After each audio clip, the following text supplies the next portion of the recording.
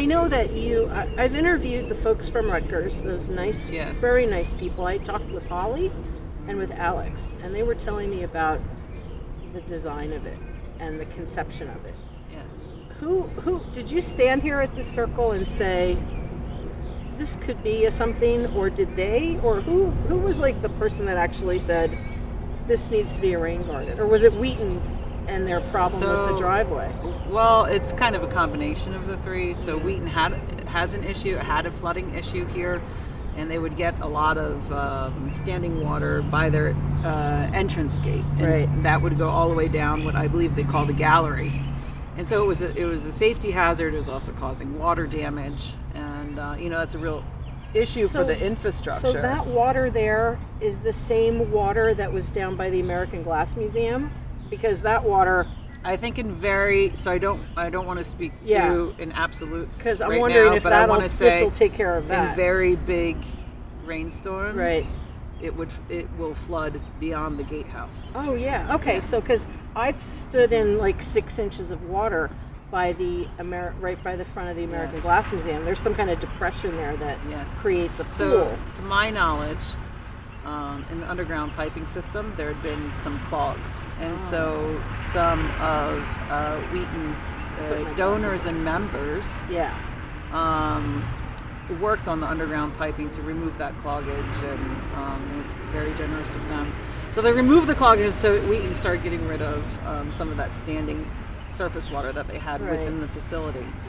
But they do have a high groundwater table here, and so what was happening here, where there's impervious surface, is that the water was washing down to the more depressed area, which is right by the gatehouse. Right. And so, even though they had worked on the piping, they were still getting flooding, but less flooding. Mm-hmm. And I had found out about this project, and I had been speaking with Wheaton. They're a longtime eco leader of ours, a great partner of ours. We put in the nature trail here, which highlights a lot of their different stewardship initiatives and projects. I've been out on that trail. It's really pretty. And so all the signage that we put in highlights the ways that people can make a difference for wildlife and for natural resources on their properties. Right? Whether that's creating wildlife habitat or managing water, etc. So through that project, we became our partnership started becoming closer and closer, and we also partner with the CCIA and Wheaton Arts on bringing together the Eco Fair every year. So we've brought Doug Tallamy to speak, and Pat Sutton spoken here, and Heather Holmes. So I mean, pretty big names in the stewardship world. Yeah. So anyway, through that partnership and the growing partnership, Sue Gogan, the executive director here, mentioned that they were still having flooding. And I said, well, we've been working with Rutgers Water Resources programs for years, doing work with residential property owners, as well as doing education and outreach. So I had 3 or 4 other businesses that were having water issues, or ones that just wanted to make a difference, curb the runoff and contamination that's coming from their properties. So we bundled up all those projects. So CU bundled up all those projects and put a grant into the National Fish and Wildlife Foundation. And through their Delaware River watershed program, they awarded us with monies to do rain gardens and wetlands restorations at 4 different businesses of 4 different characters that we can now use as demonstration sites in outreach and in trying look what you can have, look what we can do. And these are the ways that each of the businesses had, Wheaton had flooding right by their gatehouse, which is not what you want to have happen when you're welcoming thousands of people per weekend, right? To have them slog through water. I've watched people at Wheaton 2 years ago when I tabled here. I watched people slog through. It was so much water. It was incredible. And people came. They were like, we're just going to walk around this water. And I had rain boots on, so I was just slogging right through. But I was like, poor Wheaton that they have this, So and I mean that's the idea, is that these projects that we're putting in will serve as demonstration projects to show businesses that you can solve land management issues by going beyond the minimum, by implementing eco-friendly. Bringing a little nature back into That's the right. situation will usually help heal anything. That's right. That's right. And So, yeah. and it's happening, and this is this the biggest one that you've been involved with in terms of just This is the biggest mass? one. This is the biggest one that I've been involved with, but the young engineers from Rutgers also said it might have been one of the largest installations that they have done as well. Oh wow! And In one sitting. right, Right. gotcha. So what you excavated the lands to create the depression, and then added that soil to the berms. Yes. So you just kind of we repurposed the soil that we dug out, and we created the upland pollinator which is wonderful. I mean, gardens. it's all right here. It's like you had everything right here. That's right. But you needed to. Did you have to purchase these rocks? Yes. And what else did you have to buy in order to make this happen instead of?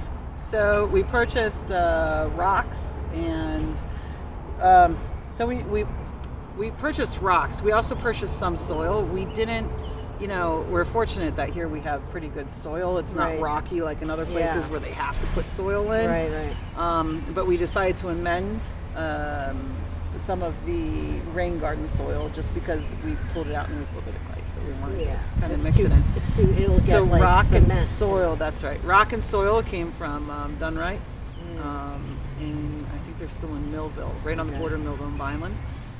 We got the wood chips from DeRose Landscaping Supply on Nice. Delsey. Nice. Um, I think I saw them here dumping it and spreading it. Right. we spread it. Oh, The right. volunteers spread it. But the big boy Tonka toys, those that's what I call them all the yeah. time. It's like The large, backhoes. Yeah. Did Yeah. were they donated? That Yes, time and yes, that? they were. So we contracted one. We contracted Ernie Davis Excavating out of Salem County. Okay. And then we also got two more. So one was donated by Stinker and Galetto Nice. contractors, and the other one was lent by Northeast Precast. Okay. And so that was super helpful. The first one from Stinker and Galetto got this first rain garden in, Right. and then helped us with digging all of the trenches, because in the beginning we started hand digging them with the volunteers, but That's too much. it was a lot. That's So too much. luckily they had a bucket that was only 12 inches, And they were able to dig. so we were able to do that, which was a big help. And then the other thing that was really helpful was, they could pick up wood chips for us, and dump them where they had in to your be specific spread. areas. Yeah. So because of those donations from those two companies, Wow. we were able to get the entire project in instead of just doing one rain garden or one upland Right. pond. So we were able to, in 5 days, and with the help of about 160 volunteerisms, how many times people came out to Yes. volunteer. 100. I think it was actually like Hours. 100. No, So not many. no. People. People. And 170 then putting in- times people came out. Wow. So to volunteer, and it was close to 1,000 hours. Yeah, because people would stay, like Dottie. Yeah, Right? Dottie was here. Oh my She gosh, was Dottie was here like for my like- saving Like grace. 8 to 4 every day. Dottie Dayton, thank you. Yes, Dottie. Dottie. Thank you, Dottie.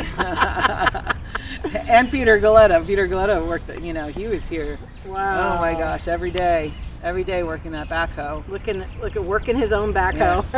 and also providing, he's an engineer, so he Yeah. was also providing input to me. Engineering like, and technical expertise. How to and be input. best prepared, how to, we marked out all of the rain gardens and everything to move the project forward, and make sure that the entire thing could get in by planting day. So Who engineered? I am very grateful Yes. to Dottie and to Peter Galetto, and also to Skitch, who was my out here gosh, every day. Skitch, man. And Skitch, he's a glass blower for Wheaton Arts. Yeah. So he we was the best interviewed partner him last year Yeah. for a story time here, and I couldn't believe it when I saw him. Well, first I saw him in pictures on Facebook with like a pipe, and then he was Yeah. like spread out over the. Is Yeah. that a septic tank or No, it's a what is that? manhole. It's It's that a big manhole. giant. Mhm. Okay, so he was spread over, hooking something onto that, Yeah. and then and then I saw him like operating. Is it a backhoe? Is that called a backhoe? Yes. I just want to call them Tonka toys. Yeah. But a backhoe, and I was just like, he could do it all, man. Yeah, he was the best partner one could have hoped for, and he as a glass blower, he works for Wheaton Arts and Cultural Center, and it was really nice. And he's still going to be here to keep an eye on. I heard you guys talking earlier about how he's going to set up a timer situation. Well, Jimmy too. Yeah. Jimmy too. Jimmy's the grounds manager. Right. And so we've been working with Jimmy and Skitch, looking at maintenance. Right now we don't need a lot of volunteer maintenance, but what we're hoping is that the Wheaton community will take the garden underneath its wing, and grow it into a dynamic space that can be used as an outdoor classroom or for art exhibits, glass art exhibits. Exactly. Here I could see glass. Or maybe we'll have sculpture. Soirees here. Maybe there'll be a wedding out here or that something. Would be incredible. A rain garden wedding. Can I get married again? Sure. To the same man? Yes. To the exact same man. My daughter wants to be a flower girl. Your kids could be at your wedding. It's perfect. Perfect. Can I come? I'll help cater or whatever, I'm a stylist, I'm a caterer, I could do anything. I could sing at your wedding too. Oh, fantastic. There it is. That band at Jane's house asked me to sing, and my throat was so thrashed, I'm like laughing and talking to everybody. I was like, I could probably only do Janice right about now. I don't know, man. So, cool. The pipes that are going underground, the trenches that I see, who designed that? Who came up with? Was that Rutgers Water Resources designed the way the water was going to come and distribute. Yeah, Toby was his name, Tobiah. Yeah, Horton, right? Tobiah Horton. Yeah, I read about him on their staff page. Yes, so he did the original design. Right. And we worked together and with the facilities committee at Wheaton to come up with a design that fit their needs and their aesthetic pleasures, if you want to say it that way. What their aesthetic style is. Yeah. And then so Rutgers did the plant design for the rain gardens and that, and then we worked with volunteers who grew plants, the easier plants to grow from seed. And they grew them from seed, and there are a lot of kids that participated growing plants from seed. And it's so neat. So we sent home grasses and coneflower, and I don't know, it must have been like 10 species we sent home. And then we purchased a whole bunch of trays of native plants from New Moon Nursery out in Woodstown, and we put together a design so CU put together a design for the Upland Pollinator Gardens. And then some wonderful older couple donated. Oh my gosh. Thousands of plants maybe, or hundreds of plants? The Marsalix, definitely hundreds. And then also Susan McKenna, who's a master gardener, she also donated. So between the Marsalix and Susan McKenna, they must have donated very close to or even exceeding 1,000 native plants for the garden, which is just fantastic. How many plants do you think are in here? About 7,000. Wow, 7,000. About 7,000. Woo! Yeah.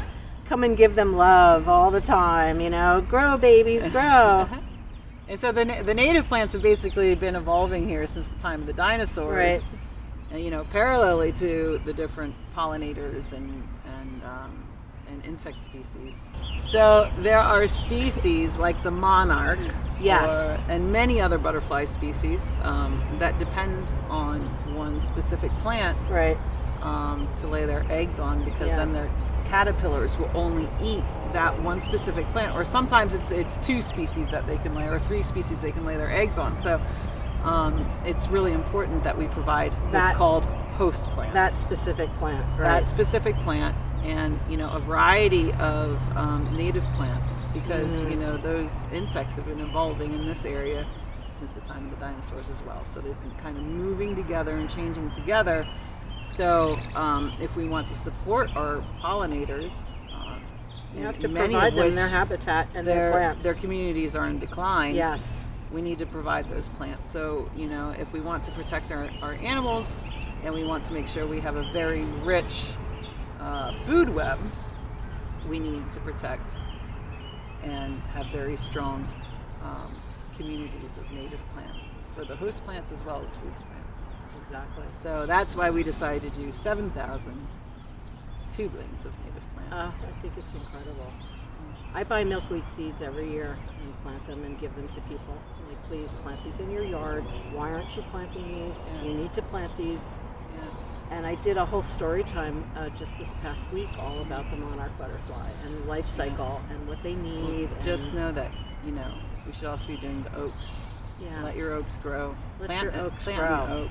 Plant an oak, Plant not an a oak. pear tree that doesn't produce pears just because it's pretty. Well, an oak tree, if I get the number correct, what Dr. Talamy says is that an oak tree will support 437 different species of Lepidoptera, which are, moths and butterflies. So, and I might be a little wrong on that number, Right, but I but think that's it's okay. 437. That's a lot. It's somewhere in that. It's a lot. It's It's definitely like- in the 430s. Wow. It's one of those, And so yeah, when and find out you might about not see, we always want these in our landscapes, we want these trees that we're going to see reach maturity within our lifetime, but there's something very romantic about planting a tree that that's going to go on. that's going to go on. And while you're composting. Yeah. Daria, it's really, really important Yes. to talk about the volunteers. Yes, absolutely. So, we ran a germination session. The volunteers raised At the end of February. At the end of And it was February, we wonderful. started. And we talked I was about there. native plants. We talked about host plants and food plants and, the different benefits of each of the plants. Which ones were host plants, which ones, could be used as perfume. And we had about 60 trays, I think. It was 60 trays went out and that were grown and came back to be planted here. And I mean, if you think about that, I think the germination session was only supposed to be like an hour and a half long, but there were like so many questions and it seemed like everybody was having fun. Oh, so we it were turned having into a lot like of fun. 4 It was like hours. 3 right? hours. It was 4 hours. Think of the volunteers. They all had those trays. Some of them had one tray, some of them had 4 trays at home. Those volunteers, they cared for the plants every day. They invested. There was a Facebook group that I knew you knew about, and The everybody Circle would Pollinator Project pop Facebook. in their suggestions, their doubts. They'd put in their stories. The woman that had Showing- a cat that was eating her That's right. seeds, and They were another one- showing like as they, the every gradation. time the first sprouts that came out. And Some of them had their Dawn dolls next to the plants Yeah. that were showing. Yeah, and so they cared for them, and then it came time for either thinning or dividing, Right. which is separates Right. the women or men from the girls The or wheat boys. from the chaff. That's right. You got to make decisions. It's a coming of age moment, and Yeah, I thinned. and then they brought them all back, and then they all stayed and planted them. Yeah. Like that's a major That's commitment. Major commitment. That's major commitment.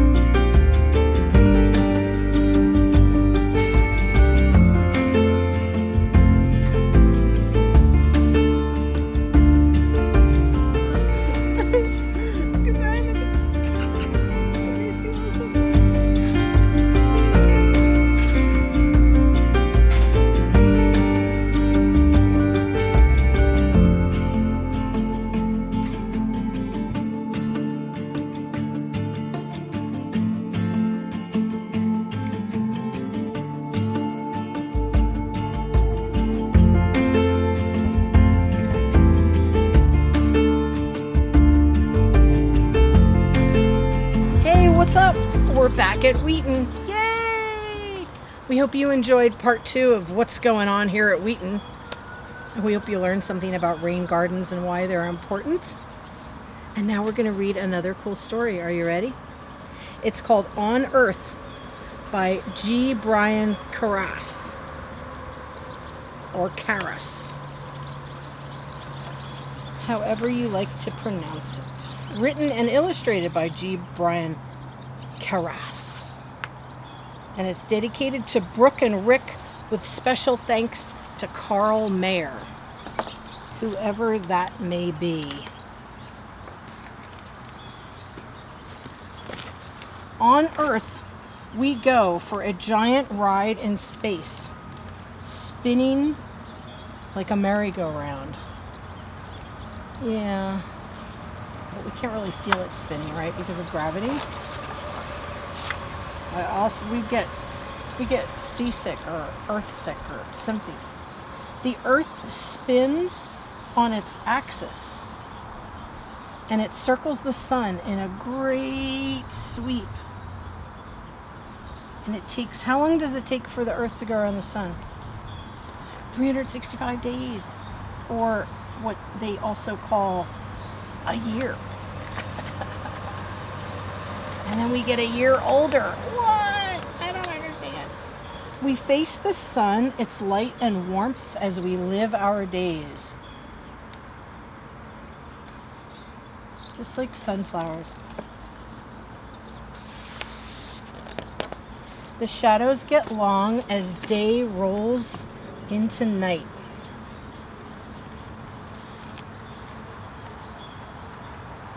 See the dog with the frisbee? He's like, come on, come on. It's not quite night yet. At night, we turn away from the sun and see a universe of stars and planets while we dream of what we could do tomorrow.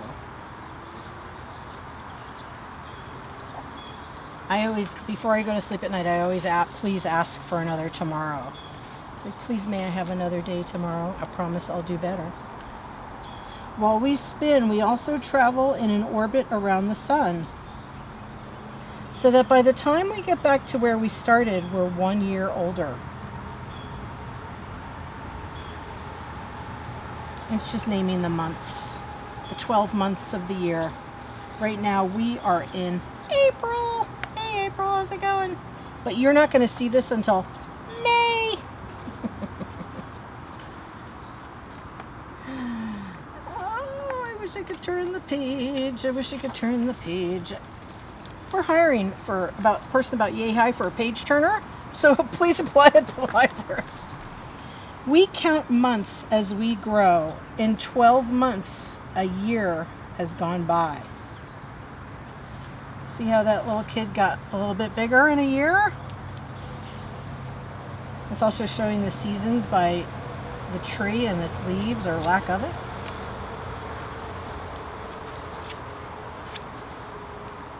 Years go by day. We count them with calendars and candles.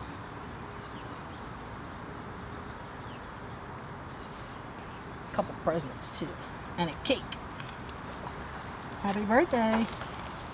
The earth tilts on its axis. When we lean toward the sun, we're warmer. When we lean away, we're colder. Our seasons change from summer to autumn and winter to spring.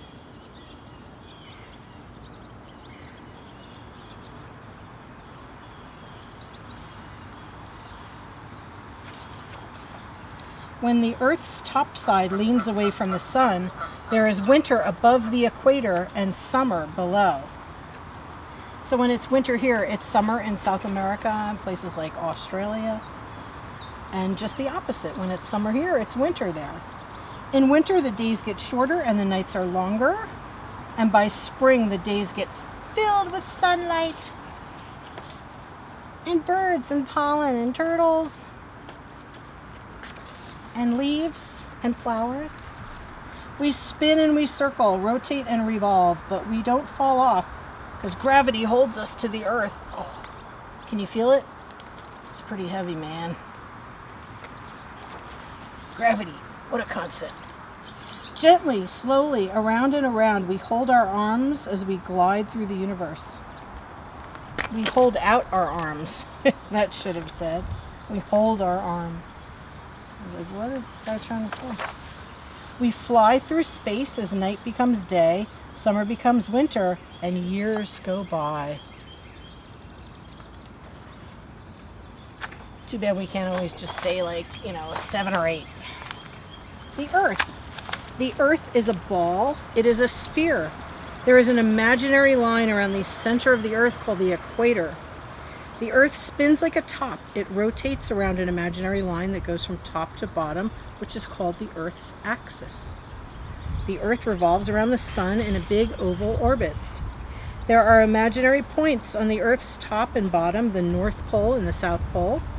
and gravity is the force that holds us on Earth. That was a good book, don't you think? Here, let me show you the whole cover. I don't know if you can see that. It's like day and night. Hold on, I'm going to get the other book.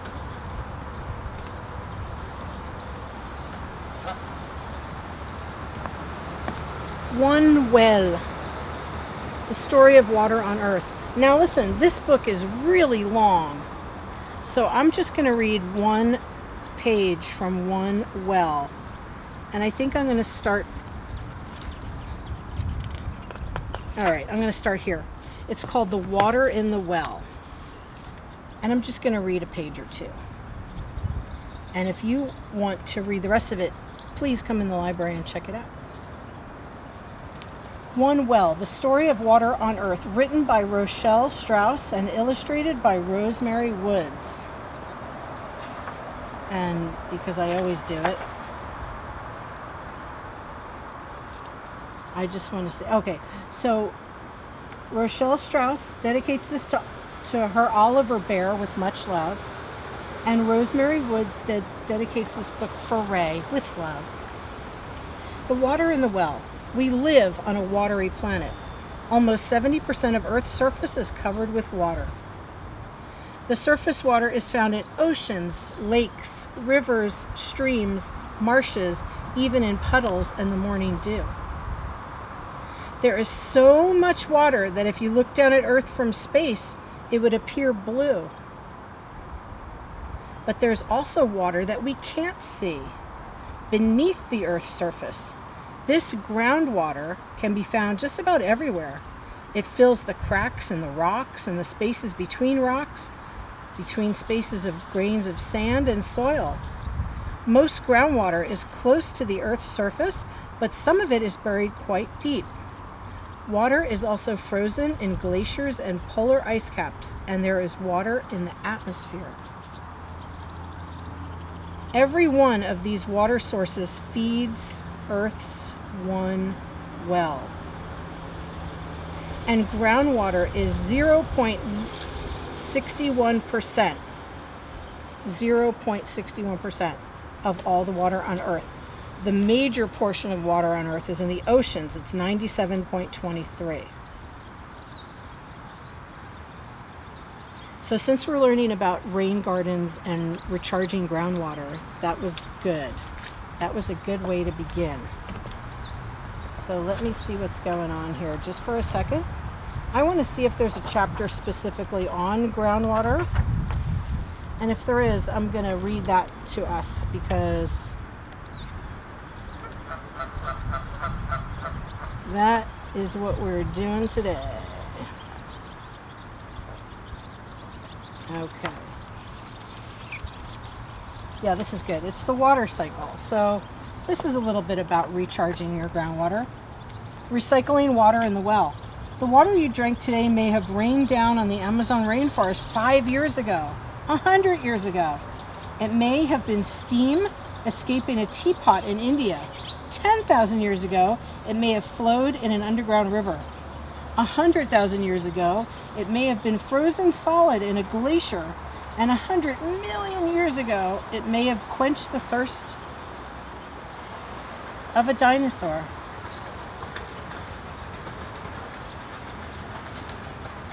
The amount of water on Earth doesn't change. There's no more water now than when the dinosaurs walked on Earth. The same water just keeps going through a cycle over and over again. This constant movement of water is called the water cycle. During the water cycle, water evaporates from oceans, lakes, rivers, ponds, and puddles. Even from plants and animals, it rises into the air as water vapor. As the water vapor rises, it cools into tiny water droplets. This is called condensation. These droplets form clouds. Gradually, clouds collect more and more water droplets. The average white cloud weighs about twice as much as a blue whale. Did you hear that? The average white cloud weighs about twice as much as a blue whale. I'm looking at a cloud up there right now. When water droplets get too heavy, they fall down from the clouds in the form of hail, snow, or rain. This precipitation returns to oceans, lakes, and rivers. It also seeps into the soil and down into the groundwater. Year after year, water continuously circulates through the water cycle. It takes about 1 million tiny water droplets to make one raindrop. Wow. In 1 year, an area of rainforest the size of a football field pumps over 19,700 gallons of water vapor into the atmosphere, more than enough to fill a backyard swimming pool. Why are the oceans salty? Rivers flow into the sea, collecting salt from rocks and soil and adding it to the ocean. And as ocean water evaporates, the salt is left behind. So there's your water cycle. The water goes up into the clouds from trees or ocean, and then it gets cycled back into snow. Then the snow melts and comes down into the rivers and goes back out to the ocean, and it keeps on going. A beautiful, one of nature's beautiful cycles here. So we hope you learned something good today. Please stay tuned for a fun craft. Thank you so much to CU Maurice River and Wheaton Arts for having us here today. And when you get a chance, please come check out the rain garden, because it's a miraculous event. I fostered planties for it. You can come and say hi to my plants. I plan on visiting them fairly frequently to watch them grow and survive and recharge the groundwater. All this stuff is really important, folks. Thanks for tuning in. Take it easy. Stay tuned for that craft. I know I said that already, but... And tweet, tweet, said the Swifts.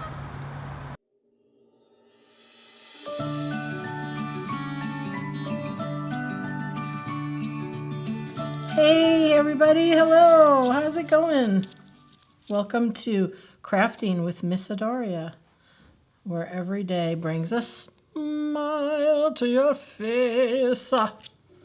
So what are we doing today? Well, let me just show off these little beauties.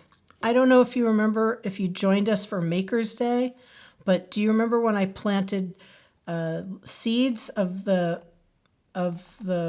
marigold and the milkweed plant in those little milk cartons that we wrapped up with either a bunny or a thing one from Dr. Seuss? Well, these are the marigolds that grew from that. They actually popped out of the ground, or popped out of their little container about 5 days after Maker's Day. So that was a long time ago. And they made 4 marigold plants, and one of which, these are only about like that tall, but I have 2 others that I put into bigger pots, and they're about that tall. And of the 5 milkweed seeds that I planted, only 1 little milkweed popped up.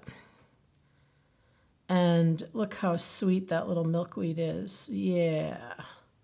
Today our crafting is all about pollination. And what is a good pollinator? A bee. Yes, that's right. You guessed it.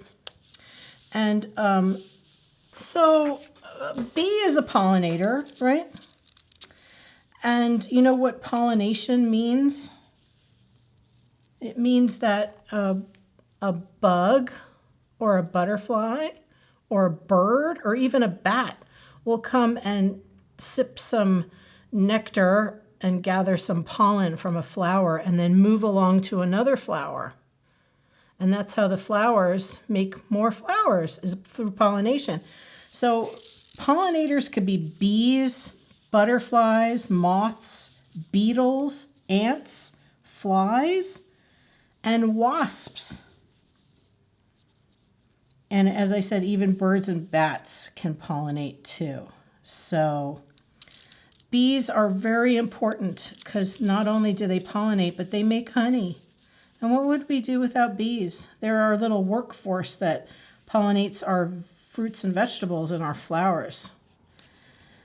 Now, bees generally are, pretty cute little creatures. They don't want to sting you because they honestly would rather find food, lay eggs, and pollinate plants at the same time. They just like to keep to themselves and do their bee thing. So if you don't bother them, they won't bother you, usually. So today we're going to make a finger bee. Now, normally this would be a black pipe cleaner, but the darkest one that I could find that we had in our craft room, our magic craft room, was this brown one. So please imagine that this is a black pipe cleaner. And the first thing that you want to do is we're going to twist these two together. So just start at the top and just start twisting them. Oh, sorry, I just hit the milkweed with the pipe cleaner. Don't want to damage those little babies. They're very important. Oh, I just hit myself in the face with another pipe cleaner. Yay, Miss Adaria is having so much fun today. Woo! So we're twisting, we're twisting. Please cue the twisting music. Twist again like we did last summer. Oh, let's twist again like we did last year. Do you remember when things are really humming? So let's twist again. Twisting time is here. Can you believe I know that whole song? Go round and up and down we go. Baby, something, something, something, something, something, something. So let's twist again, like we did last summer. Or spring. Let's twist again. Twisting time is here. Thank you very much. Please tip your waiters. So look at that. Just look at that. Oh, how cool is that? And then what you want to do is you want to twist again, but I promise I won't sing. And what you want to do is you want to twist it around your finger. And twist and twist and twist and twist and twist it. Twisty, twisty. And twist it. And you can even do it on your little finger. That might be a better, tighter twist, as it were. So here we go. Let's cut off the circulation of your finger for a second. Yay! Don't leave it on there for too long, please. Because your finger needs its blood flow. Okay, so you take it off, right? And you twist it in, and you tuck in those little twists at the end. Tuck that in. And you tuck it in, and then you twist this one around the last twist there, so that stays put.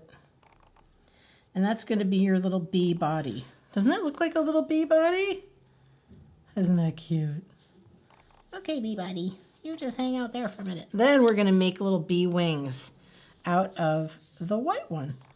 So I guess you want to maybe make a wing about like yay big. So how long is that? That's probably about 2 inches. So cut that first piece, and then you can measure it up with this one, and then cut that second piece, and save this fillet. And then you're going to wrap that wing around your finger, and then just put your finger out and then twist that last bit, right? So that looks like a little wing. And then do the same thing with this one.